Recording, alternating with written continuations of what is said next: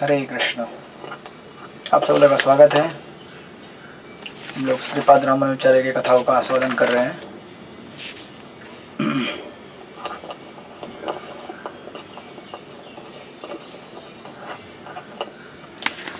तो पिछले कई हफ्तों से हम लोग रामानुजाचार्य के जीवन चरित्र को देख रहे हैं और पिछले कुछ कथाओं में हमने देखा था कि किस प्रकार श्रीपाद रामानुजाचार्य श्रीरंगम छोड़कर मेलकोटे की तरफ जाते हैं।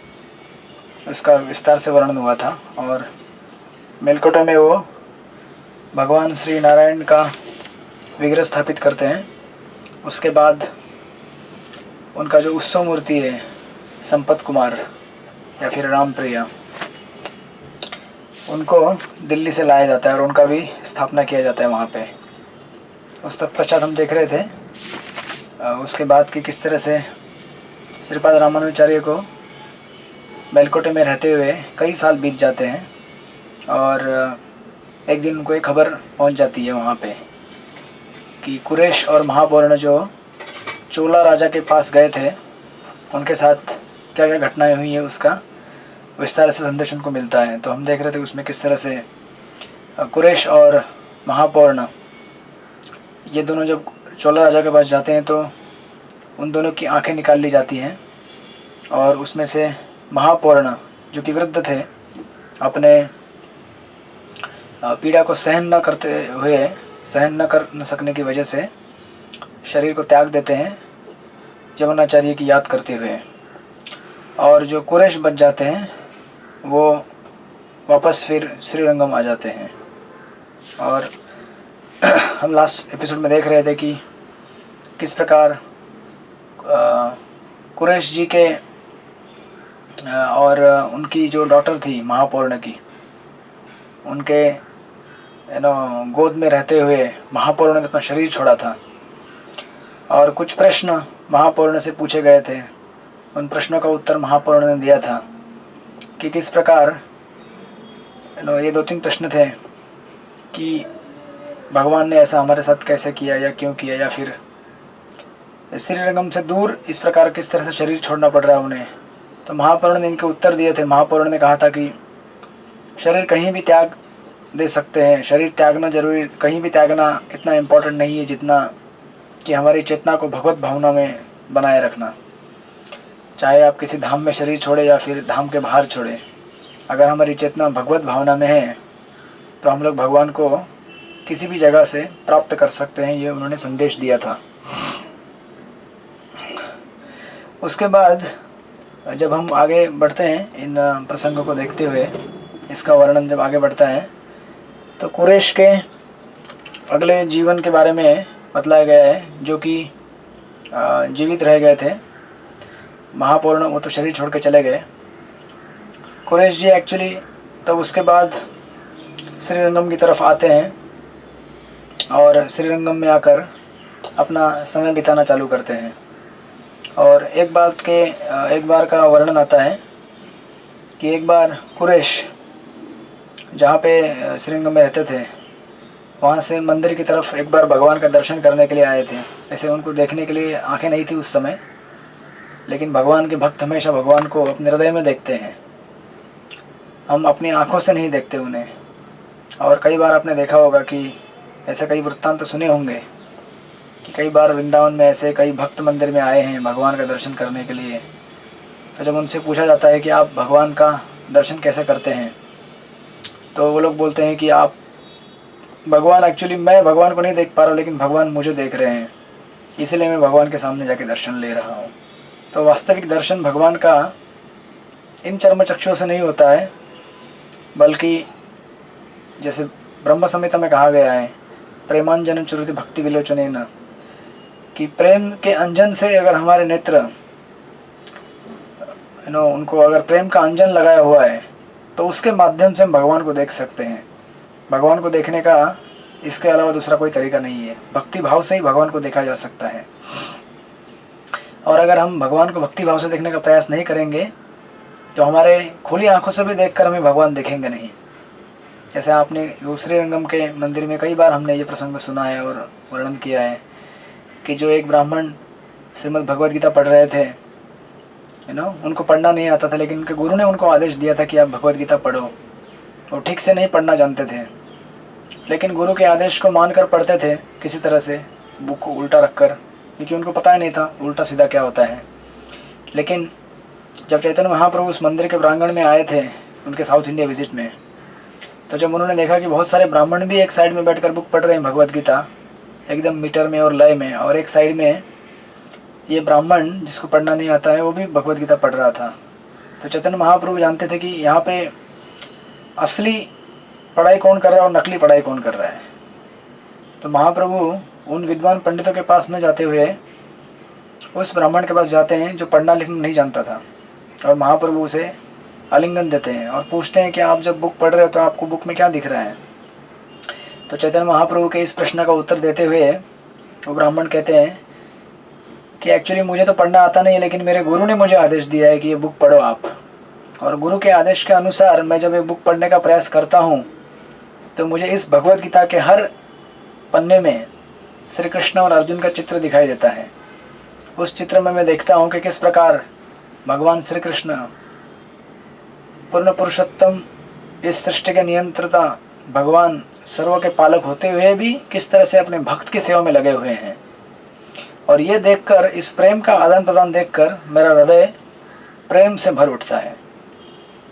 तो वास्तविक गीता का अगर आपने पढ़ाई किया होगा तो आपको ये दृश्य दिखेगा भगवद गीता में। और अगर ये वास्तविक पढ़ाई हमने नहीं किया है, वास्तविक पढ़ाई यानी कि हमें किसी गुरु के और वैष्णव के मार्गदर्शन में अगर इसको हमने कृपा प्राप्त करके इस गीता के अध्ययन को प्राप्त नहीं किया है, तो हमें ऐसा दृश्य कभी दिखाई ही नहीं देगा भगवद गीता में। जिस प्रकार यहाँ पे कुरैश भगवान श्री रंगनाथ का दर्शन करने के लिए मंदिर की तरफ बढ़ते हैं, तो कोई ये व्यंग कर सकता है कि उनके तो आंखें नहीं थी, फिर भगवान को देखने के लिए क्यों जा रहे हैं। लेकिन भगवान को जिस तरह से हम देख रहे हैं, यहाँ पे सुन रहे हैं कि भगवान को अपनी आंखों से नहीं देखा जाता, भगवान को हृदय से देखा जाता है। तो कुरैश जी एक प्रकार एक दिन ऐसे ही मंदिर की तरफ भगवान का दर्शन करने के लिए आते हैं, और उन्हें काफ़ी दुख था कि किस प्रकार ये सारी घटनाएं घटी है। श्रीपाद रामानुजाचार्य रंगनाथ से दूर होकर कहीं और रह रहे हैं, महापौर इस दुनिया से चले गए, तो ऐसे दुख में थे, लेकिन भगवान को मिलने के लिए आते हैं। तो जब भगवान को मिलने आते हैं रंगनाथ को, तो अपने आँखों के न होने की वजह से ठीक से रास्ता समझ नहीं पाते, तो उनको कुछ लोग इधर उधर ऐसा थोड़ा हेल्प करके भगवान के अल्टर की तरफ लेके आते हैं। लेकिन उस समय वहाँ पे चोला राजा का रूल था। तो चोला राजा के जो सैनिक होते हैं वो उनको बोलते हैं कि एक्चुअली हमें ये आदेश दिया गया है कि भगवान रंगनाथ का दर्शन जितने भी श्रीपाद रामानुजाचार्य के फॉलोअर्स हैं उसमें से कोई भी नहीं ले सकता, तो हम आपको उनका दर्शन लेने के लिए नहीं जाने दे सकते। लेकिन ये लोग कहते हैं, लेकिन चूँकि आप भगवान रंगनाथ और रामानुजाचार्य के बहुत ही खास विशेष आदमी हो और बहुत ही प्रभावशाली व्यक्ति हो पूरे श्रीरंगम में, इसलिए हम आपको परमिशन देते हैं कि जाओ आप भगवान का दर्शन लो। लेकिन एक शर्त है, और शर्त में कहते हैं कि आपको एक चीज़ बोलना पड़ेगा या फिर मानना पड़ेगा। कहते हैं कि आपको अंदर जाने का प्रवेश दिया जाता है, लेकिन आपको ये कहना पड़ेगा कि आपने रामानुजाचार्य से अपना संबंध तोड़ दिया है और आप रामानुजाचार्य से अलग इंडिपेंडेंटली रह रहे हैं और उनसे आपका कुछ लेना देना नहीं है। जैसे ही कुरैश शब्द सुनते हैं उनसे गार्ड से, तो तुरंत कुरैश कहते हैं कि अगर मुझे श्रीपाद रामानुजाचार्य से अपना संबंध तोड़ना है तो अच्छा होगा कि मैं भगवान रंगनाथ का दर्शन ही नहीं करूँगा, मैं भगवान रंगनाथ का दर्शन नहीं करना चाहता। कहते हैं कि भगवान रंगनाथ, उनका दर्शन और उनकी भक्ति अगर श्रीपाद रामानुजाचार्य के मार्गदर्शन और उनके एसोसिएशन के बगैर रहेगा तो मेरे लिए वो ना के बराबर है। मैं भगवान रंगनाथ को इंडिपेंडेंटली नहीं देख सकता, मैं उनको रामानुजाचार्य से जुड़ा हुआ ही देख सकता हूँ। इस तरह से कहते हैं उन्होंने अपना रास्ता बदल दिया और मंदिर से बाहर निकल गए। देखिए भगवान के भक्तों की ये खास विशेष बात है कि हम लोग बहुत बार कहते हैं कि मैं भगवान से प्रेम करता हूँ, लेकिन भगवान से प्रेम करने का रास्ता हमें भगवान की भक्ति दिखाते हैं। भगवान से अकेले आप ना कभी मिल सकते हैं, ना कभी आप भगवान को अकेले समझ सकते हैं। कई ऐसे कुछ उदाहरण रहेंगे इतिहास में थोड़े बहुत, लेकिन सामान्यतः ये प्रक्रिया है कि हम भगवान को गुरु के अलावा, गुरु के माध्यम के बिना प्राप्त नहीं कर सकते। और गुरु के साथ साथ उनके जो शिष्य हैं, उनके जो भक्त हैं, उनके एसोसिएशन और मार्गदर्शन के बगैर भगवान को प्राप्त करने का प्रयास यह बहुत बार हमें असफल बना देगा। क्योंकि भगवान चाहते ही यही है कि हम उनके भक्तों को शरणागत होकर उनके पास पहुँचे। भगवान आदि पुराण में अर्जुन जी से कहते हैं कि जो मेरा भक्त है वह एक्चुअली वास्तविक मेरा भक्त नहीं है, लेकिन जो मेरे भक्तों का भक्त है वो वास्तविक मेरा भक्त है। कहने का तात्पर्य यही है कि भगवान चाहते हैं कि हम कभी भी अपने आप को उनके भक्तों के अधीन रखें। इसलिए आप देखेंगे वृंदावन में जितने भी ब्रजवासी हैं वो हमेशा अपने आप को श्रीमती राधा रानी के आश्रय में रखते हैं और उनसे प्रार्थना करते हैं कि वे उन्हें भगवान से मिला दें। क्योंकि भगवान के भक्ति ऐसे है जो हमें भगवान से मिला सकते हैं। हम इंडिपेंडेंटली भगवान से मिलने का प्रयास करेंगे, हो सकता है मिले, लेकिन ये प्रयास बहुत ही कठिन प्रयास है। लेकिन अगर हम अपने भक्तों के उनके भक्तों के माध्यम से भगवान को मिलने का प्रयास करेंगे तो बहुत आसान है वो। इसलिए यहाँ पे कुरेश जी कह रहे हैं कि अगर मुझे श्रीपाद रामानुजाचार्य को छोड़कर भगवान रंगनाथ का दर्शन प्राप्त करना है तो इससे अच्छा होगा कि मैं भगवान रंगनाथ का दर्शन ही ना करूं। मुझे नहीं करना है दर्शन रंगनाथ का, मुझे मेरे गुरु के माध्यम से ही भगवान को देखना है। मेरे गुरु ही मेरे लिए सर्वस्व है। मैं उनके बगैर रंगनाथ का दर्शन अकेले में नहीं लेना चाहता हूँ। ऐसा कहते हुए बड़े डिसअपॉइंटमेंट में रोते हुए, अपनी आंखों से आंसू छलकते हुए कुरेश जी मंदिर के दरवाजे से, प्रांगण से बाहर निकलते हैं और बाहर आकर जो दिव्य प्रबंध है नामालवारों के दिए हुए, अपने अलवारों के दिए हुए, उनके प्रबंधों के कुछ श्लोकों को रिसाइट करते हुए अपने घर में पहुंच जाते हैं। और अपने घर में जाकर अपने दो जो बच्चे थे उनको लेकर एक्चुअली श्रीरंगम छोड़ देते हैं और श्रीरंगम से दूर कहीं दूसरी जगह में, बाजू में, उससे थोड़ा अंतर पे जाकर वहाँ पे अपना जो बचा हुआ जीवन का शेष अतीत समय था वो दुख में बिताने के लिए वहाँ से निकल पड़ते हैं। तो ये बड़ा अद्भुत चरित्र है। हम लोग इसको देख सकते हैं कि भगवान ऐसा इतना इम्पोर्टेंस क्यों दिया जाता है भगवान के भक्तों को। भगवान जब सामने है आपके और भगवान दर्शन देने के लिए रेडी हैं, लेकिन फिर भी कुरेश जी जब उनको बोला जाता है कि आपको अपना संबंध तोड़ना पड़ेगा गुरु से, तो उसको स्वीकार नहीं करते। आप देखेंगे ये कई प्रसंग ऐसे आए हैं श्रीमद् भागवत पुराण में। भागवत पुराण के 6ठे स्कंद में आप देखते हैं कि चित्रकेतु महाराज का प्रसंग आता है।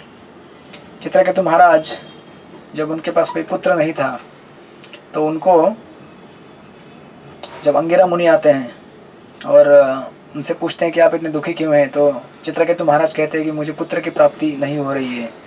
भले मेरे 1 करोड़ पत्नी है लेकिन मेरे पास एक भी पुत्र नहीं है, मैं दुखी हूँ। तो अंगिरा मुनि कहते हैं कि मैं तो आपको आध्यात्मिक मार्गदर्शन देने के लिए आया था, लेकिन आप इसको सुनने के लिए इच्छुक नहीं है, तो इसलिए मैं आपको मार्गदर्शन नहीं दे सकता। और आपको जो चाहिए वो आप लीजिए, लेकिन इसका अंजाम अच्छा नहीं होगा। तो चित्रकेतु महाराज उनसे पुत्र प्राप्त कर लेते हैं। उसका नाम होता है हर्ष शोक, जिसका कथा के क्रम में आप देखेंगे भागवत में तो कुछ समय बाद मृत्यु हो जाती है। थोड़ा सा हर्ष देते हैं लेकिन बहुत सारा शोक देके जाते हैं। इस संसार की सारी वस्तुएं ऐसे रहती है, हर्ष शोक। इस संसार में कोई भी वस्तु जो है वो हमें थोड़े समय के लिए हर्ष देगी लेकिन बहुत समय के लिए शोक देगी, इसीलिए उसका नाम है हर्ष शोक। आप देखेंगे इसलिए भगवद गीता के 2वें अध्याय में कहा गया, यही संस्पर्श जब होगा दुख योने येवते आद्यंतो अंतत कौन्ते नतेषु रमते बुध। कि संसार में जितने भी विषय वस्तुएं हैं, उन विषय वस्तुओं के संपर्क से जो भी हमें आनंद की अनुभूति होती है, वो शुरुआत में आपको ऐसा लगेगा कि सुख दे रहे, लेकिन एक्चुअली शुरुआत, आदि, मध्य, अंत ये केवल दुख ही दुख रहता है। भ्रमवश और अज्ञानता में हम समझ बैठते हैं कि ये हमें आनंद दे रहा है, राइट। तो जब इस क्रम में एक्चुअली चित्रकेतु महाराज बाद में जब उनका पुत्र मर जाता है तो फिर वहाँ नारद मुनि आते हैं, उनको प्रीचिंग करते हैं, अंगिरा मुनि के साथ भगवान के बड़े भक्त बन जाते हैं, गंधर्व लोगों के अधिपति बन जाते हैं, विद्याधर लोगों के, और अपने प्लेन में चलते हुए फिर वो अपना राज्य छोड़ देते हैं पृथ्वी का और विद्याधर लोगों के अधिपति बन जाते हैं, भगवान का भक्ति करके संकर्षण के बड़े महान भक्त बन जाते हैं। लेकिन एक समय जब वो अपने प्लेन से बहुत सारे गंधर्वों के साथ भगवान का गुणगान करते हुए जा रहे थे तो कैलाश की तरफ से जाते हैं तो देखते हैं कि शिवजी अपने पत्नी पार्वती को अपनी गोद में बिठाकर प्रवचन कर रहे थे अध्यात्म के ऊपर। तो चित्रकेतु महाराज इसको देखकर व्यंग्य करते हैं कि देखिए किस तरह से शिवजी अपनी पत्नी को अपनी गोद में रहकर वैराग्य का प्रवचन कर रहे हैं, और प्रवचन सुनने के लिए बैठे हैं बहुत बड़े बड़े ऋषि मुनि, व्यासदेव, नारद मुनि, भृगु, ऐसे बड़े बड़े ऋषि। उन्हें कुछ प्रॉब्लम नहीं है, लेकिन चित्रकेतु महाराज को प्रॉब्लम होता है, इन द सेंस कि वो ऐसे मजाक में, हंसी मजाक में बात कर रहे थे शिव जी से, लेकिन उससे पार्वती जी रुष्ट हो जाती हैं और उनको शाप दे देती हैं कि तुम असुर बन जाओ।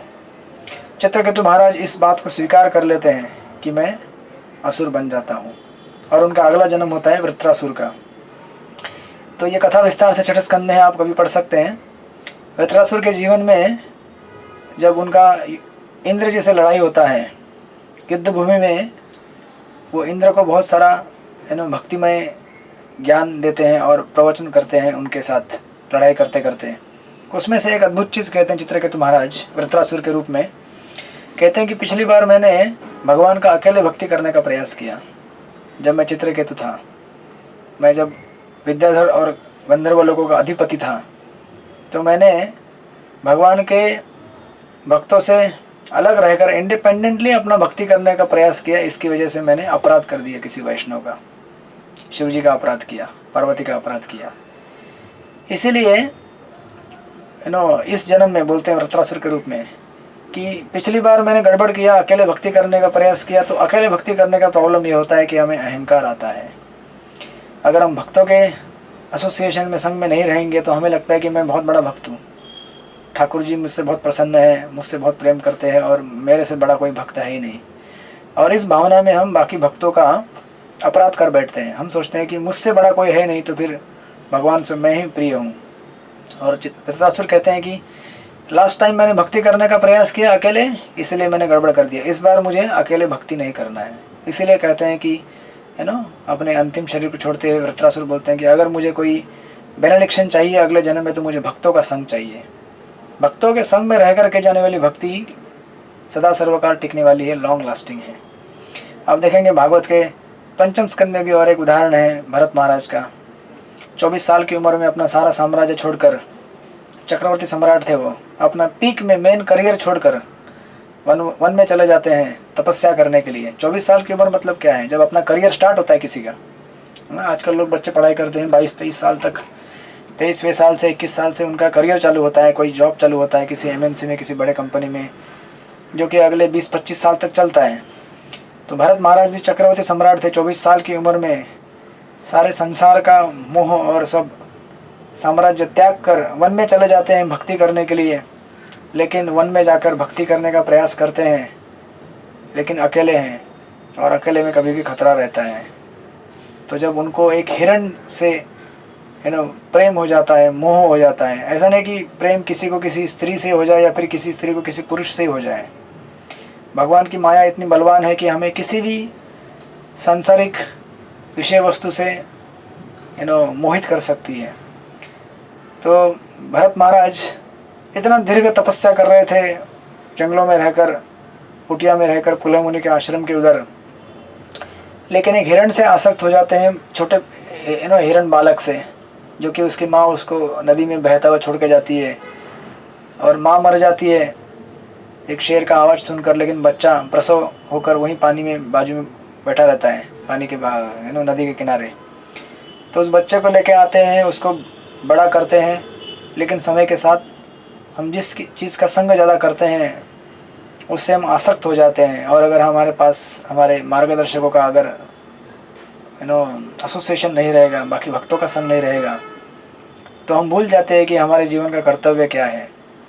हम भूल जाते हैं कि हमारे साथ जो लोग हैं हमें उनसे तो प्रेम करना है, ऐसा नहीं कि हम किसी से प्रेम नहीं करना है, लेकिन हम भूल जाते हैं कि हमारे सारे प्रेम का स्रोत भगवान है और हम केवल एक माध्यम है उनको प्रेम देने के लिए। तो हमारे घर में भी पुत्र हैं, पिता है, पत्नी है, बालक हैं, हमारे बहुत सारे रिश्तेदार हैं, तो हमें उनके प्रति स्नेह रखना चाहिए, उन्हें प्रेम देना चाहिए, लेकिन ये कतई नहीं भूलना चाहिए कि हम जो भी उन्हें प्रेम देने का प्रयास कर रहे हैं, ये सारा प्रेम मैं केवल क्या हूँ, एक पोस्टमैन की तरह हूँ। I am the carrier of the love, I am not the source of the love. सारा भगवान सारा प्रेम का स्रोत भगवान श्री कृष्ण है और उनसे जो प्रेम आता है वही प्रेम मैं इनको बांट रहा हूँ। तो मुझे उनसे आसक्त नहीं होना चाहिए अननेसेसरीली, बल्कि हम सबको मिलकर भगवान कृष्ण का गुणगान करते हुए हरे कृष्णा कृष्ण कृष्ण हरे हरे, हरे राम राम राम हरे हरे, उनका पूरी तरह से भक्ति करना चाहिए। तो ये सक्सेसफुल फैमिली लाइफ है। लेकिन अनसक्सेसफुल वो लोग रहते हैं जो भक्तों का संग नहीं लेते और वो भूल जाते हैं कि हमारा वास्तविक कर्तव्य क्या है। तो भरत महाराज इस तरह से भ्रमित हो गए और अंत में जब उन्हें शरीर छोड़ना पड़ा तो जीवन भर जिसका आश्रय लिया था, जिससे प्रेम किया था, वही आपको लास्ट में याद आएगा। तो उनका अंत में हिरण याद आ गया और अगला जन्म बना हिरण का। इस तरह से भरत महाराज की कथाओं में हम देख सकते हैं कि भगवान के भक्तों का कितना महत्व है। इसी प्रकार यहाँ पे कुरेश जी कहते हैं कि मैं अगर रामानुजाचार्य के एसोसिएशन के अलावा अगर आप मुझे जीने के लिए कहते हैं, भगवान रंगनाथ की भक्ति करना मेरे लिए संभव नहीं है। इसलिए रंगनाथ को त्याग कर श्रीरंगम छोड़कर श्रीरंगम से थोड़ा दूर चले जाते हैं, अपने बच्चों के साथ वहीं पर रहना चालू करते हैं, अपना दुख में समय बिताते हुए। अब जब ये सारा वृत्तांत एक्चुअली मेलकोटे में श्रीपाद रामानुजाचार्य को सुनाया जा रहा है, जब श्रीपाद रामानुजाचार्य इस चीज़ को सुनते हैं कि किस प्रकार महापौर्ण और कुरेश जी ने अपने जीवन का त्याग दे दिया, अपने जीवन का बलिदान दिया, अपनी आंखें दे दी और इतने कष्ट उन्होंने सहे इस संप्रदाय को बचाने के लिए, तो एक्चुअली श्रीपाद रामानुजाचार्य के आँखों से आंसू छलकते हैं। उनका हृदय और उनका दिल पूरी तरह से व्यथित हो जाता है। किस प्रकार उनके शिष्यों ने इतना बड़ा बलिदान दिया है और पूरी तरह से एकदम पागल की तरह मत्त होकर दुख में वो ज़मीन पे लोटपोट होना चालू हो जाते हैं, पूरी तरह से एकदम पागल की तरह, क्योंकि एक सदमे जैसा उनको लगता है, बहुत बड़ा दुख और बहुत बड़ा गहरा आघात। कुछ समय तक उनके आँखों से और शरीर से इस तरह से अजस्त्र आंसू निकलते हैं और दुख में वो रोते हैं। बाकी उनके भक्त जो इतने वहाँ पे डिसाइपल्स हैं, उनको थोड़े समय के बाद संभालते हैं, उनको उठाते हैं और उठा के उनको धीरे धीरे शांत करते हैं। एक्चुअली रामानुजाचार्य इस बात से तो काफ़ी दुखी थे कि इस प्रकार महापौर्ण उनको छोड़ के चले गए, लेकिन उन्हें थोड़ा सा सुकून मिलता है कि कम से कम कुरेश एटलीस्ट अभी यहाँ पे हैं। उनकी आंखें नहीं हैं, आंखें ली गई हैं, लेकिन एटलीस्ट वो सोचते हैं कि कुरेश मेरे लिए है, मैं उनसे जाके मिल सकता हूँ। और फिर अंत में जब ये उनको खबर लगती है कि उनके गुरु किस प्रकार बीत गए हैं, तो उनका उस प्रकार संस्कार किया जाता है और उनका अंतिम एक मेमोरियल वर्स भी उनको डेडिकेट किया जाता है, जो कि हर श्री वैष्णव संप्रदाय में उनके आचार्य के लिए एक मेमोरियल वर्स गाया जाता है। इसी समय की बात है कि इसी समय में जो और एक उनके गुरु भाई थे महापौर्ण के, गोष्ठीपूर्ण यानी कि रामानुजाचार्य के वो दूसरे गुरु थे, वो भी इस संसार को छोड़कर चले जाते हैं। ये समय ऐसा है कि इस समय बहुत सारे उनके आचार्य एक्चुअली उनको छोड़ के चले जाएंगे, श्रीपाद रामानुजाचार्य के। तो उनको भी एक्चुअली ये अंतिम विदाई दी जाती है गोष्ठीपूर्ण को, उनका मेमोरियल वर्स गाया जाता है। उसके बाद इसी समय में और 3 आचार्यों का नाम है, तिरुमलाई अंडन, तिरुवरंग पेरिमल अरियर, श्री शैलपूर्ण और कांचीपूर्ण। आपने नाम सुने होंगे पहले इन कथाओं में। ये सारे के सारे आचार्य इस संसार को विदा करते हुए वैकुंठ धाम की प्राप्ति करते हैं और उन सबको अंतिम विदाई दी जाती है। इस प्रकार एक्चुअली यहाँ तक जो हमने शुरुआत की थी चोला राजा के आक्रमण से, इस चैप्टर का टाइटल ऐसे एंड होता है, दस एंड्स ब्लैक चैप्टर। इस प्रकार ये श्री वैष्णव संप्रदाय में सबसे दुख और दर्द से भरा हुआ एक बहुत बड़ा प्रसंग यहाँ पे समाप्त होता है। और इस अध्याय के अंत में कुछ 2-4 वर्णन किए जाते हैं कांचीपुरण के किस्से, जो इस संसार को छोड़ के चले गए, लेकिन उनके बारे में कुछ बताया गया यहाँ पे। एक वर्णन उनके बारे में दिया गया कांचीपुरण के बारे में कि एक बार एक्चुअली श्रीपाद कांचीपुरण, उनका वर्शिपेबल डिटी उनके थे वरदराज कांचीपुरण में। उनका जब डेली वर्शिप करते थे और रात को मंदिर का सब प्रांगण बंद कर कर वहाँ से घर के लिए निकलते थे, तो रात को अंधेरा होता था। तो एक्चुअली उनको लेके जाने के लिए एक वहाँ पे एक असिस्टेंट सर्वेंट आता था जो टॉर्च दिखा के उनको घर तक लेके छोड़ता था। तो एक दिन की बात ऐसी है कि रामानुजाचार्य अपने नित्य क्रम को पूरा करते हुए भगवान को सेवा कर कर जब मंदिर के प्रमुख द्वार से बाहर निकलते हैं और ढूंढते हैं कि वो जो टॉर्च लेने वाला आदमी रहता है, जो टॉर्च दिखाता है, उससे पूछते हैं कि चलो अब मेरा समय हो गया आने का, मुझे थोड़ा सा रास्ता दिखाइए। तो एक्चुअली ये व्यक्ति उस दिन बोलता है कि मैं बहुत थका हुआ हूँ, आज मैं नहीं आ सकता आपके साथ, आज मुझे क्षमा कर दीजिए। तो कांचीपुरण कुछ नहीं कहते, वो अपना रास्ता देखने का कोशिश करते हैं अंधेरे में थोड़ा थोड़ा सा, और यहाँ वहाँ ढूंढकर निकलने का प्रयास करते हैं कि तुरंत उनके सामने वो आदमी आ जाता है जिसने अभी मना किया था, और वो एक्चुअली बोलता है कि मैं आपको रास्ता दिखाता हूँ, मुझे क्षमा कीजिए। और वो उनको रास्ता दिखाते हुए एकदम पूरी तरह से सही सलामत लेते हुए उनको टेंपल के मेन गेट से निकालकर अपने घर की तरफ लेके जाते हैं और कहते हैं कि मुझे क्षमा कीजिए, मैंने आपको ऐसा बोला लेकिन मैंने अपना मन चेंज कर दिया था, अभी मैं आपकी सेवा करने के लिए रेडी हूँ। इस प्रकार उनको घर तक छोड़ के आ जाता है टॉर्च बियरर जो वहाँ पे सेवक था। दूसरे दिन जब कांचीपुरण मंदिर में आते हैं तो वो व्यक्ति पुनः उनके पास आता है, बोलता है मुझे क्षमा करना, कल रात को मैं आपसे एक्चुअली आपको सेवा नहीं दे पाया। तो इस प्रकार जब कांचीपुरण देखते हैं कि अरे यही व्यक्ति कल मुझे मंदिर से घर तक छोड़कर आ गया और अभी आके बोल रहा है मुझे क्षमा कर दीजिए, मैं आपके साथ नहीं आ पाया। तो कांचीपुरण समझ जाते हैं कि एक्चुअली ये जो मेरे साथ कल आए थे रात को वो और कोई नहीं बल्कि भगवान वरदराज स्वयं थे। तो एक्चुअली इस बात को सुनकर उनका हृदय पूरी तरह द्रवित हो जाता है और पूरी तरह से प्रेम में गदगद हो जाते हैं कि किस तरह से भगवान उनको कितना चाहते हैं। भगवान का और कांचीपुरण का कितना घनिष्ठ संबंध था। आपने सुना था पहले भी प्रसंगों में कि किस प्रकार कांचीपुरण भगवान वरदराज से बातें किया करते थे, डेली उनका टॉक रहता था कि आज गांव में क्या हो रहा है, आज की न्यूज़ क्या है ग्लोबल न्यूज़ क्या है। वो घटनाओं का वर्णन क्या करते थे कांचीपुरण भगवान वरदराज को। और श्रीपाद रामानुजाचार्य के भी जब कुछ प्रश्न थे शुरुआती के दिनों में उनके, तो भगवान वरदराज से इन प्रश्नों का उत्तर कांचीपुरण ने ही लाके रामानुजाचार्य को दिया था। आप देख सकते कितना घनिष्ठ प्रेम रहेगा जो व्यक्ति भगवान से डेली बातें किया करते थे अर्च विग्रह से। वहाँ पे आप अगर देखेंगे गोपीनाथ टेम्पल में कोई पुजारी है तो ऑफकोर्स हम सब बातें करते हैं, लेकिन कौन क्या बातें करता है उसके पास ही सीक्रेट है उसका। लेकिन ये इतना पब्लिक था, अभी यहाँ पे भी मंदिर में पुजारी हैं, पूजा करते हैं भगवान का, तो वो भी निश्चित बात करते होंगे भगवान से, हम सब बातें किया करते हैं, लेकिन हमारी बात अपनी भगवान के साथ ही है और हम अपने आपस में ही रखते हैं उसको। लेकिन ये इतना पब्लिक था यहाँ पे कांचीपुरम में कि कांचीपुरण ऐसे व्यक्ति हैं जो भगवान से बातें किया करते हैं। और किसी को भी कुछ प्रश्न है तो जाके कांचीपुरण को पूछो, वो भगवान से पूछ लेंगे और आपको उत्तर मिल जाएगा। तो कितना प्रेम रहेगा सोचिए इन दोनों का, इन व्यक्तियों का। तो एक ऐसा एक वर्णन यहाँ पे सुंदर किया गया है। और कांचीपुरण इस प्रकार जब उस टॉर्च असिस्टेंट से सुनते हैं तो गदगद हो जाते हैं उनकी वाणी, उसको माफ़ करते हुए उसको विदा कर देते हैं। और एक दूसरे किस्से का वर्णन यहाँ पे आया है और एक कि किस प्रकार कांचीपुरण कितने भगवान के प्रिय थे, इसका एक वर्णन करते हुए बताते हैं यहाँ पे कि एक बार एक्चुअली यही जो व्यक्ति होते हैं जो टॉर्च बियरर, उसको अरुललन करके कहते हैं एक बार इनको कुछ महाप्रसाद दिया जाता है भगवान वरदराज का एक प्लेट में। तो उस प्लेट में भगवान वरदराज का जो महाप्रसाद खाने के बाद जो प्लेट बच जाता है, वो प्लेट समहाउ किसी वजह से या किसी कारण से भगवान के गर्भगृह में वापस भगवान के भोग लगने के जो अलग अलग थाली होती है उसमें जाके गिर जाता है। मतलब जब भगवान को भोग लगाने का टाइम आता है उसमें थाली दिखती है, वो प्लेट दिखता है।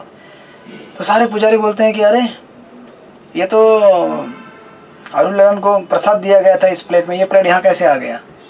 तो पूरे मंदिर का शुद्धि करना पड़ेगा। तो ये लोग क्या करते हैं, पूरे मंदिर को प्यूरिफिकेशन करने के लिए पूरा उसका साफ़ सफाई करना चालू करते हैं। तो उसी समय जब ये प्यूरिफिकेटरी सेरेमनी चल रहा था प्रयास कर रहे थे लोग करने का, उसी समय भगवान वरदराज आवाज़ देते हैं, बोलते कि एक्चुअली इतना सब करने का ज़रूरत नहीं है आपको, ये सब प्यूरिफिकेटरी सेरेमनी, कि एक्चुअली ये जो भक्त हैं अरुललन, ये मुझे इतने प्रिय हैं, क्योंकि ये महापुर कांचीपुरण के प्यारे व्यक्ति इनकी सेवा में लगे रहते हैं। इस प्लेट को अरुललन ने अगर इस प्लेट से कुछ खाया है और फिर इस प्लेट को कांचीपुरण ने अगर स्पर्श किया है, तो ये प्लेट इतना शुद्ध हो गया है कि इसको और कुछ शुद्ध करने की ज़रूरत नहीं है। आज का जो भोग रहेगा मैं इसी प्लेट में लेना चाहता हूँ। मतलब समझ सकते हैं कि आपके जूठे प्लेट में भगवान खुद खाना चाहते हैं। जैसे शबरी ने भगवान राम और लक्ष्मण जी को किस प्रकार अपने उनके गुरु मातंग ऋषि ने उनको कहा था कि आप यहाँ पे इंतज़ार कीजिए, भगवान राम आएंगे। तो कई वर्ष ऐसा नहीं था कि भगवान राम जिस दिन वहाँ पे आए उस दिन शबरी ने बेर तोड़ के लेके आए थे, लोगों को ऐसा लगता है। कथाओं के क्रम में अगर आप ठीक से सुनेंगे तो एक्चुअली शबरी जी रोज़ फूल का सुंदर माला बनाती थी, रोज़ बेर लेके आती थी और रोज़ सोचती थी कि आज मेरे प्रभु राम आएंगे। ऐसे डेली उनका सेवा रहता था। ऐसा नहीं था कि डेट लगा हुआ था कि चलो अभी राधा गोपीनाथ मंदिर में राधानाथ स्वामी महाराज अभी दिसंबर के पहले तारीख को आने वाले हैं, तो उस तारीख को सब भक्त मंदिर में रहेंगे, फूल माला लेकर लोग रेडी रहेंगे और मंदिर के प्रांगण में उनका इंतज़ार किया जाएगा। तो वो अच्छी बात है, ऐसा करना ही चाहिए हमें। लेकिन उस टाइम में शबरी के पास ऐसा कोई डेट नहीं दिया था मातंग ऋषि ने, तो उनको पता नहीं था अभी भगवान आ जाएंगे या कल आएंगे, कभी कभी भी आ सकते हैं। जैसे ब्रजवासी भी भगवान श्री कृष्ण बोल के गए थे कि मैं वापस वृंदावन आऊँगा, तो ब्रजवासी भी डेली भगवान के लिए हार माला बनाते थे, उनके लिए भोग बनाते थे और रेडी रहते थे कि भगवान आ जाएंगे, अभी आएंगे, अभी आएंगे। राइट, ये भक्त का उत्कंठता रहता है भगवान से मिलने का। तो शबरी जी क्या करती थी, जूठा इसलिए करती थी क्योंकि टेस्ट करना चाहती थी वो कि ये कोई बेर खट्टा है या मीठा है, या इसमें स्वाद अच्छा है कि नहीं है। और जो अच्छा रहेगा वो निकाल के चुन के रखती थी। और जब प्रभु राम आए थे तो प्रभु राम ने उन बेर का स्वाद लिया था। देखिए, हम जनरली भगवान का महाप्रसाद लेते हैं, लेकिन यहाँ पे भगवान अपने भक्त का महाप्रसाद ले रहे हैं। आप देखेंगे वृंदावन में भी ग्वाल बाल जब भगवान के साथ खेलते थे तो भगवान एक दूसरे का जूठा खाते थे, ग्वाल बालों का, उनके मुख से छीन के खाते थे। और ब्रह्मा जी इसी चीज़ को देख कर विविल्डर हो गए थे कि अरे भगवान ऐसे कैसे, वैकुंठ में तो भगवान इतना शुद्धि किया जाता है, इतना आचमन किया जाता है, मंत्र गिने जाते हैं, बोले जाते हैं, भगवान इतना शुद्ध स्तर पे भोजन करते हैं या फिर किसी भी चीज़ को स्वीकार करते हैं। लेकिन यहाँ पे वृंदावन में छोटे से बालक दामोदर इस तरह से अपना जूठा खा रहे हैं भक्तों का। ये बिल्डरिंग है देखने के लिए। लेकिन जो भगवान का भक्त है यही समझ पाता है इसको, जो भगवान के शुद्ध भक्त है यही समझ पाते हैं कि कितना प्रेम है भगवान और भगवान के भक्तों के बीच में, तो भगवान राम जब शबरी से बेर खाते हैं, स्वीकार करते हैं, तो एक्चुअली ऐसा नहीं है कि उनका जूठा खा रहे हैं, उनके प्रेम को स्वीकार कर रहे हैं, उनके प्रेम को एक्सेप्टेंस दे रहे हैं कि या मैं आपके प्रेम को स्वीकार कर रहा हूँ, आपकी भक्ति को स्वीकार कर रहा हूँ। तो यहाँ पे भगवान वरदराज कहते हैं कि कोई ज़रूरत नहीं शुद्धि करने की, कांचीपुर्ण और उनके जो भक्त हैं अरुललन, जो उनके साथ उनके सेवा किया करते हैं, ये मेरे इतने प्रिय भक्त हैं कि मैं उनके प्लेट में ही आज भोग लेना चाहूँगा। एक्चुअली आपने देखा होगा श्री वैष्णव संप्रदाय में इतने लोग स्ट्रिक्ट रहते हैं प्यूरिफिकेशन के मामले में, लेकिन भगवान वरदराज खुद वहाँ पे कह देते हैं कि मुझे ये मान्य है, मुझे यही ऐसा ही प्रसाद चाहिए करके। तो एक्चुअली इन सारे एपिसोड से आप देख सकते हैं कि कितना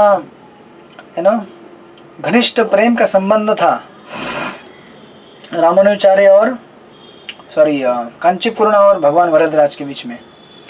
इसी से हम समझ सकते हैं कि भगवान के भक्त कितने शुद्ध होते हैं। जब भगवान उनका जूठा खाना चाहते हैं तो वो कितने शुद्ध हो गए, सोचिए आप। इसीलिए आपने देखा होगा शुरुआत के प्रसंगों में हम देख रहे थे कि रामानुजाचार्य इसीलिए अपने गृहस्थालय में जब थे तो कांचीपुरण को अपने घर में प्रसाद के लिए बुलाते हैं, इसी कारण की वजह से। जानते हैं कि इनके पास जो शुद्धि है ऐसी शुद्धि किसी के पास नहीं है।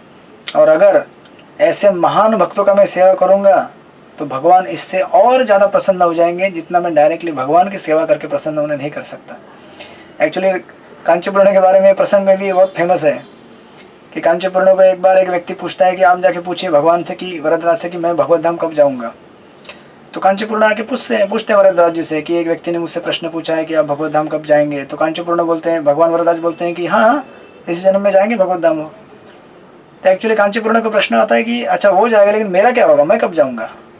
तो वो वरदराज से पूछते हैं कि भैया वो तो जाएगा ठीक है लेकिन मेरा क्या होगा, मैं कब जाऊँगा। तो कांचीपुर्ण बोलते हैं कि एक्चुअली आप तो नहीं जाने वाले। बोले क्यों। बोले क्योंकि आप मेरी सेवा कर रहे हो ना, इसलिए आप नहीं जा सकते। लेकिन वो भक्त आपकी सेवा कर रहा है, वैष्णव की सेवा कर रहा है, इसलिए वो जा सकता है भगवत धाम।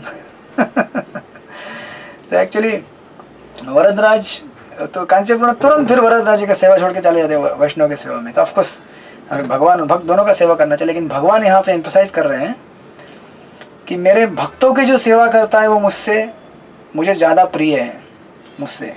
इसलिए एक्चुअली कई एक प्रसंग में मैं महाराज का लेक्चर सुन रहा था, राधानाथ महाराज का। तो महाराज बोलते हैं कि हम लोग कई बार श्रीमद् भागवत का पाठ करते हैं, पढ़ते हैं लेकिन हम बहुत कम बार भागवत को समझ पाते हैं। तो ऐसा किसी भक्त ने प्रश्न पूछा महाराज जी से कि हम लोग श्रीमद् भागवतम पढ़ते हैं लेकिन हम भागवतम समझ नहीं पाते हैं, ऐसा क्यों। तो महाराज जी ने उत्तर दिया कि देखिए श्रीमद् भागवत में 2 प्रकार के भागवत का वर्णन आया है, व्यक्ति भागवत और ग्रंथ भागवत। तो ग्रंथ भागवत तो श्रीमद् भागवत पुराण है, या फिर ये हमें जो पुस्तक पढ़ रहे हैं अभी रामानुचार्य की, ये भी ग्रंथ भागवत है जहाँ पे भगवान के भक्तों का वर्णन आता है और भगवान का वर्णन आता है। लेकिन ग्रंथ भागवत को या फिर भगवान जो है भागवत उनको प्राप्त किया जाता है व्यक्ति भागवत के माध्यम से।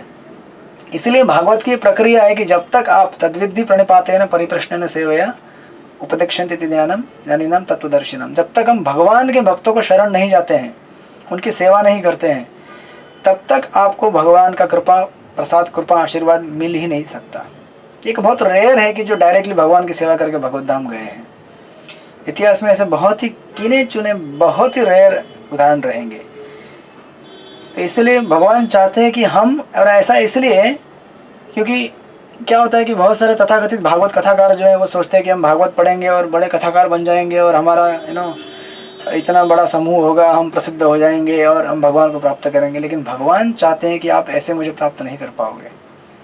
आप जब मेरे भक्तों को शरण जाओगे और उसके बाद जब मेरी भक्ति करना चालू करोगे तब आप मुझे प्राप्त कर पाओगे।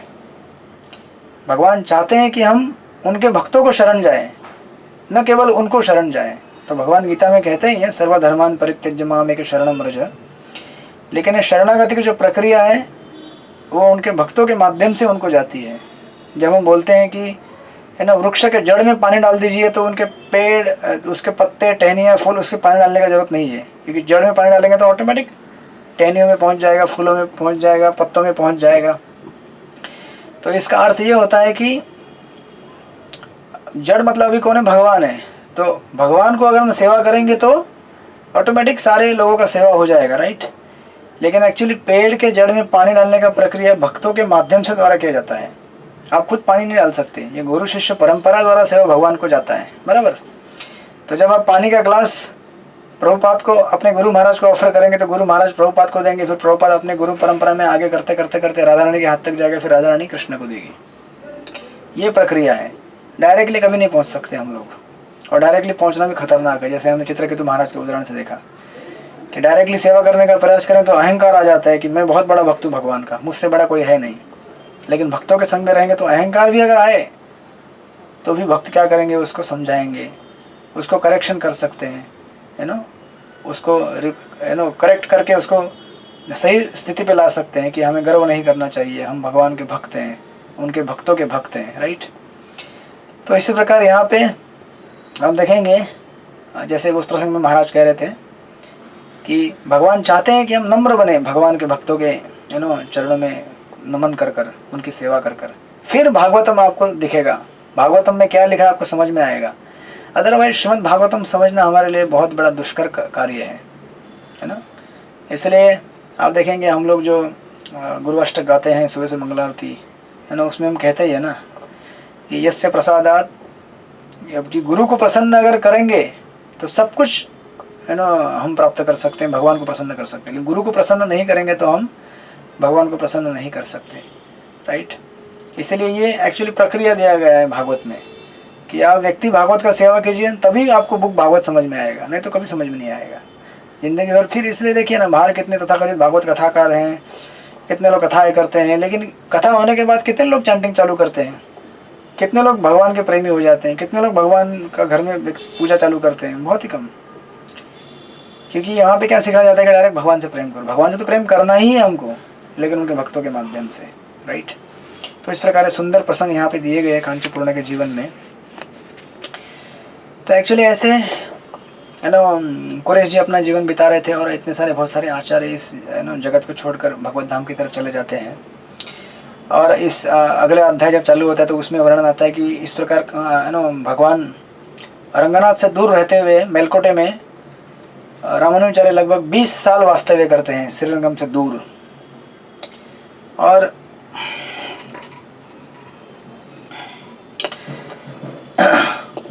जब ये वृत्तांत यहाँ पे मेलकोटे में सुनाया जा रहा है रामानुजाचार्य को, जो शिष्य 2-3 श्री वैष्णव आए थे कांचीपुरम से, सॉरी श्रीरंगम से मेलकोटे, तो इनसे सब वृत्तांत सुनने के बाद एक्चुअली रामानुजाचार्य एक अपने शिष्य को भेजते हैं, उनका नाम है M.M. अंडन, श्रीरंगम की तरफ कुरेश जी से मिलने के लिए।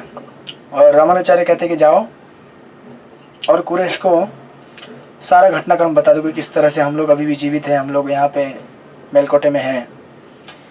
और ये भक्त कुरेश जी के पास आते हैं मेलकोटे से श्रीरंगम की तरफ। तो हालांकि कुरेश श्रीरंगम से थोड़ा बाहर रहते थे, उनके पास आकर मिलकर उनको सारा समाचार सुनाते कि किस प्रकार रामानुजाचार्य जब श्रीरंगम से बाहर निकले थे तो किस तरह से नीलगिरी पर्वतों की तरफ से होते हुए उत्तर की तरफ बढ़े और फिर मेलकोटे जाकर वहाँ पे उन्होंने अपना निवास स्थान बनाया है। वहाँ पे भगवान श्री नारायण का विग्रह स्थापित किया। फिर दिल्ली से वो संपत कुमार यानी कि रामप्रिया, उनका एक उत्सव मूर्ति, उसको लेके आए। और उसके बाद वहाँ पे रहकर किस तरह से उन्होंने भगवान नारायण का पूजा चालू किया है। जब ये कुरेश सुनते हैं तो उनका हृदय व्याकुल हो जाता है ये सब घटनाओं को सुनते हुए। और जब रामानुजाचार्य का ये खबर उनको दिया जाता है और जो शिष्य आए थे रामानुजाचार्य से मिलने के लिए, वो बताते हैं उनको कि किस तरह से रामानुजाचार्य आपके प्रति कृतज्ञता व्यक्त कर रहे हैं कि आपने इस संप्रदाय को बचाने के लिए किस तरह से अपना बलिदान दिया, महापुराण ने किस तरह से बलिदान दिया। तो एक्चुअली जब ये सुनते हैं कुरेश, तो कुरेश कहते हैं कि आप वापस जब जाइएगा तो रामानुजाचार्य को बता दीजिएगा, inform my master that so long as his life has been saved from the bigot chola king which sustains the world, the loss of my eyes is of no account whatever।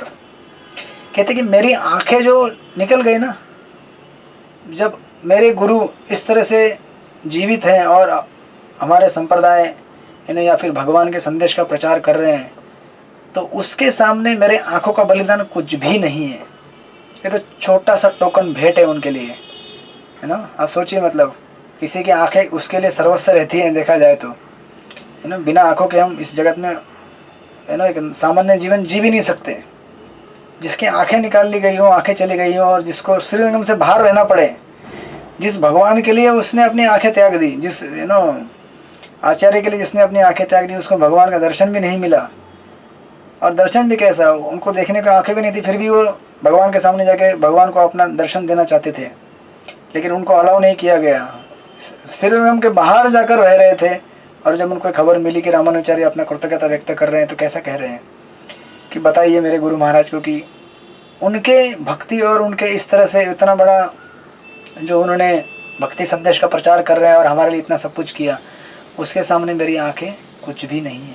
ये छोटा सा एक token, छोटा सा gift है मेरी तरफ से, ऐसा कहकर उनको डिस्पैच कर देते हैं। देखिए कितना गंभीर भक्ति है इन भक्तों के हृदय में, हमारे जीवन में थोड़ा छोटा कुछ हो जाता है, कभी मंदिर में आते हैं, थोड़ा कुछ प्रसाद मिलता नहीं है, या फिर दर्शन नहीं मिलता है, कुछ लाइन में ज़्यादा देर खड़ा रहना पड़ता है, यात्राओं में जाते हैं हम लोग, अकोमोडेशन ठीक नहीं रहता है ना, हीटर में पानी नहीं आता है गर्म, कितने छोटे छोटे चीज़ों से हम विचलित हो जाते हैं। हमें सीखना चाहिए इन महान आचार्यों से कि भक्ति मतलब एक्चुअली कृतज्ञता, बिना कृतज्ञता के भक्ति पूरी नहीं हो सकती, है ना। महाराज अपने एक लेक्चर में कहते हैं कि इस संसार में हम लोग भगवान को धन्यवाद देते हैं जब भगवान हमें बहुत सारी अच्छी वस्तुएं देते हैं। नहीं, भगवान हमारे लिए बहुत कुछ देते तो हम बोलते हैं वाह थैंक यू गॉड, आपने मुझे मेरे अच्छा नौकरी दिया, अच्छा पत्नी दिया, अच्छा पति दिया, घर दिया, है ना। संसार में हम लोग क्या चाहते हैं, और यही तो चाहते हैं ना कि अच्छा घर मिले, पत्नी मिले, पति मिले, बच्चे मिले, मेरा बैंक बैलेंस अच्छा हो, मेरा स्वास्थ्य अच्छा रहे, बस हो गया। इन संसारिक चीज़ों के अलावा हम कोई और सोच नहीं सकते। तो जब हमें ये चीज़ें मिलती है तो हम भगवान को धन्यवाद देते हैं और थैंक यू कहते हैं। लेकिन महाराज कहते हैं कि आपका ये थैंक यू उस समय टेस्ट किया जाएगा जब आपको ये चीज़ें नहीं मिलेंगी, या फिर जो थी वो थोड़ी ख़राब हो जाएंगी, या फिर कुछ थोड़ा आपके साथ दुर्व्यवहार होगा। तो हमारे साथ अगर कुछ दुर्व्यवहार होता है, या फिर कुछ चीज़ों का हमें सप्लाई ठीक से होता नहीं है, या कोई व्यक्ति ठीक से बिहेव नहीं करता है, या कुछ भी हमारा मान सम्मान ना हो, या कुछ भी हमारे साथ गलत हो जाए, तो हम तुरंत भगवान को बोलते हैं भगवान ऐसा क्यों मेरे साथ हो रहा है, हाँ आप ये सब गलत कर रहे हो। तो जब महाराज कहते हैं कि जब भगवान ने आपके साथ आपको बहुत अच्छा दिया था, आपके साथ अच्छा किया था, तो आप भगवान को थैंक यू बोल रहे थे, राइट। जब अच्छे समय में थैंक यू बोल रहे थे तो बुरे समय में थैंक यू बोलने में क्या प्रॉब्लम है, बोलिए ना अभी भी कि थैंक यू कृष्णा, आपने मुझे इतना दिया था, थोड़ा बहुत गड़बड़ हुआ है मेरे जीवन में, ज़्यादा नहीं हुआ है, ज़्यादा आप बोल सकते हैं मुझे संभाल लीजिएगा, लेकिन मन में हमारे द्वेष भाव नहीं होना चाहिए, कंप्लेनिंग एटीट्यूड नहीं होना चाहिए कि ऐसा क्यों। ये क्वेश्चन खड़ा करना हमारे लिए गलत है। जब भगवान गीता में कहे कि मैं श्रीहृद हूँ सब लोगों का, श्रीहृदम सर्वभूतानाम, 5वें अध्याय के अंतिम श्लोक में भगवान कहते हैं, है ना, भोक्ताराम वेदन तपसाम सर्वलोक महेश्वरम श्रीहृदम सर्वभूतानाम ज्ञात्वा माम शांतिम रिच्छति। उस व्यक्ति के जीवन में तब तक शांति नहीं आ सकती जब तक वो व्यक्ति भगवान को अपना संपूर्ण जीवन भर का श्रीहृद ना माने। इसका कहने का अर्थ है कि मेरे जीवन में कुछ भी हो जाए, अच्छा हो या बुरा हो, तथाकथित अच्छा है तथाकथित बुरा हमारे हिसाब से, भगवान के हिसाब से तो भगवान सब कुछ अच्छा ही करते हैं हमारे जीवन में। ये तो हम लोग उसका इंटरप्रिटेशन देते हैं कि ये अच्छा है या ये बुरा है हमारे इंद्रिय तृप्ति के हिसाब से। तो जो चीज़ें हमारे इंद्रिय तृप्ति के लिए अच्छी रहती है, हमारे लाभ के लिए अच्छी रहती है, हम उन्हें कहते हैं कि ये अच्छा हुआ, और जो हमारे तथाकथित लाभ के लिए अच्छे नहीं होती हम उसे कहते हैं बुरा हुआ। लेकिन आपको क्या मालूम है आपका उससे लाभ हो रहा है या नुकसान हो रहा है। जैसे कोई अगर छोटा बालक होता है, उसके हाथ में अगर कुछ पैसा दिया जाए, दुकान में जाता है, दुकान में बोलता है कि भैया एक सिगरेट पिला दो, छोटा बालक 5 साल का या 8 साल का, दुकानदार क्या करता है, उसे कुछ लेना देना नहीं, उसे पैसे से मतलब है, वो बोलता है लो बेटा सिगरेट ले लो, पी लो, माचिस जला के देता हूँ तुमको, खुशी खुशी पी लो। लेकिन यही बालक अगर घर में आएगा और माँ से बोलेगा माँ 5 रुपये दो सिगरेट लाना है, तो माँ थप्पड़ लगाएगी एक।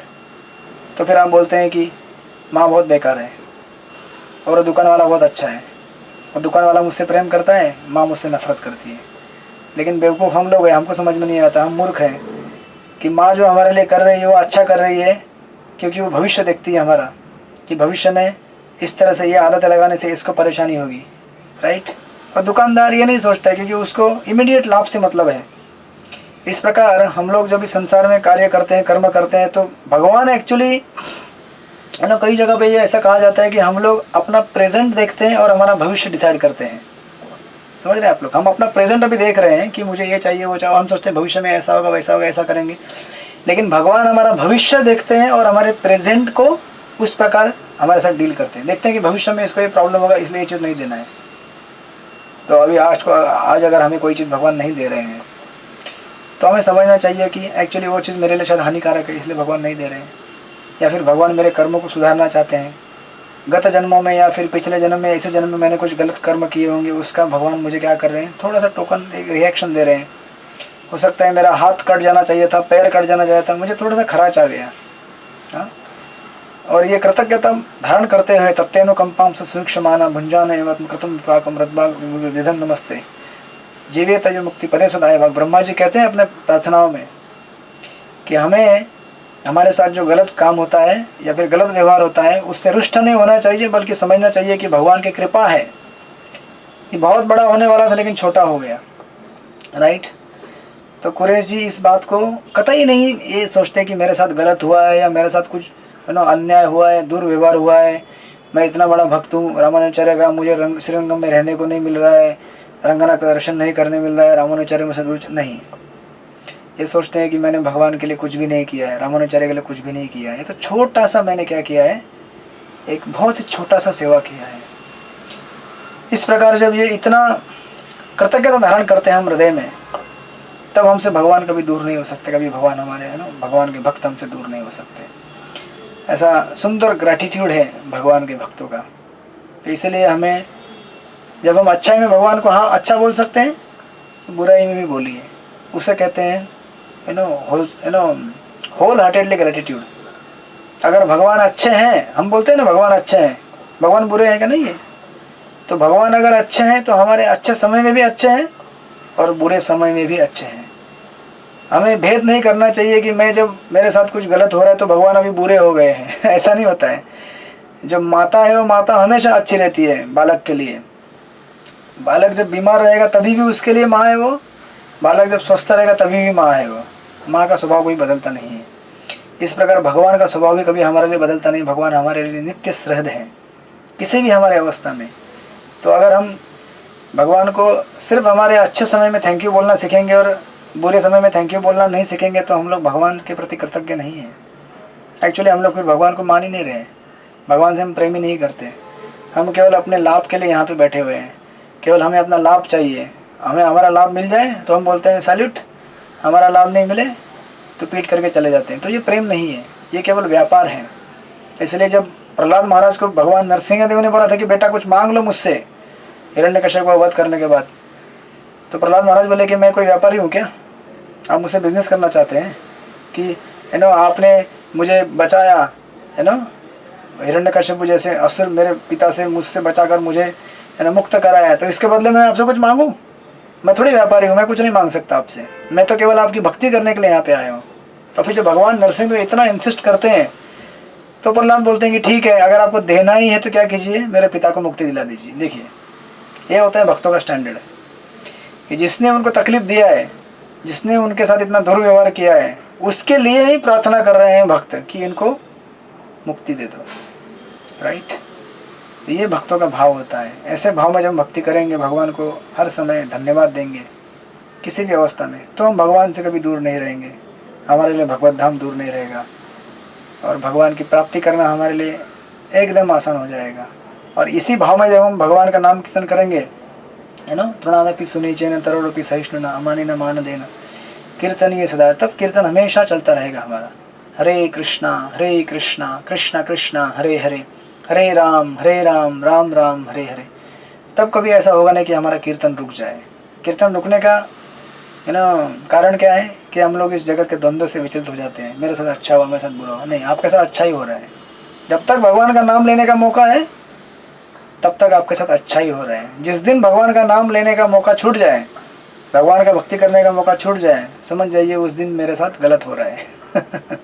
वो दिन मेरा सबसे दुखी दिन है, वो दिन मेरा सबसे दुर्भाग्यपूर्ण दिवस है ऐसा हमें समझ रखना चाहिए। हरे कृष्णा। तो फिर हम लोग फिर मिलेंगे अगले हफ्ते वापस और फिर इसी प्रसंगों को आगे देखेंगे। अभी ज़्यादा नहीं, थोड़े से 2-3 अध्याय बाकी है।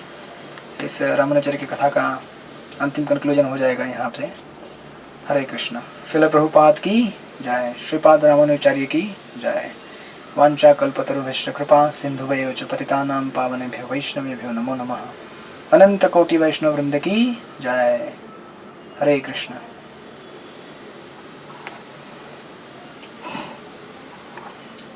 हरे कृष्णा। तो मिलेंगे हम लोग वापस। धन्यवाद प्रभु, आपने इतनी अद्भुत कथा बताई। आइए हम सब प्रभु जी का धन्यवाद करते हैं, 3 बार हरि बोल बोलते हैं। हरि बोल, हरि बोल, हरि बोल, हरि बोल। Thank you. हरि बोल, हरि बोल। की जय। कार्तिक मास की जय। दंडवत प्रणाम प्रभु जी। दंडवत।